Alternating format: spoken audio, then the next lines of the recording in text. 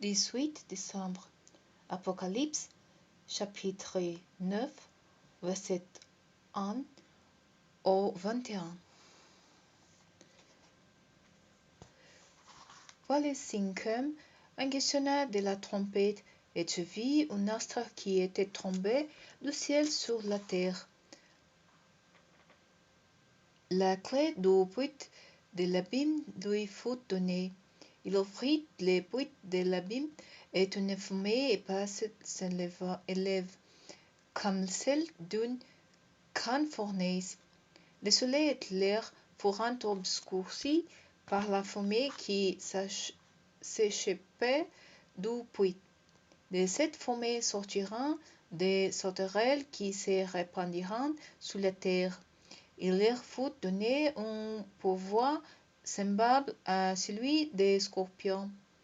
Ils se seront l'ordre de ne pas faire de mal à l'herbe de la terre, ni à aucune plante verte, ni à aucun arbre, mais de s'attaquer seulement aux hommes qui ne portent pas les sceaux de Dieu sur le front. Il leur fut donné non pas de les tuer, mais de les torturer pendant 5 mois.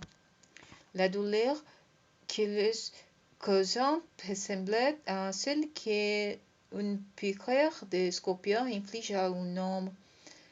En ce jour-là, les hommes chercheront la mort, mais ils ne la trouveront pas. Ils appelleront de leur voix, mais la mort les fuira. Ces sauterelles ressemblaient à des chevaux harnachés pour la bataille. Ils avaient sur la tête comme des couronnes d'or, et leur face ressemblait à un visage humain. Leur chevelure était pareille à celle des femmes, et leurs dents à celles des lions. Leur thorax paraissait courroucé de fer, et les bruits de l'air évoquaient les fracas d'une charge de chars tirés pour les combattre par de nombreuses chevaux. Et ils avaient des queues armées de dards comme celles des scorpions. C'est avec leur queue qu'ils pouvaient torturer les hommes pendant 5 mois. Il avait pour roi l'ange de l'abîme qui s'appelle en hébreu Abaddon et en grec Apollyon. Le premier malheur est passé. Voici 2 malheurs encore viennent après lui. Le 6e ange sonna de la trompette. J'entendis alors une voix sortant des 4 coins de l'autel d'or qui se trouve devant Dieu. Il disait au 6e ange qui tenait la trompette: libérez les 4 anges qui sont en chaîne au bord du grand fleuve l'Euphrate. On délia donc les 4 anges tenus prêts pour cette heure, ce jour, ce mois et cette année, afin qu'ils exterminent les tiers de l'humanité. Il était 200 millions de cavaliers combattants. C'était leur nombre tel que je l'entendis.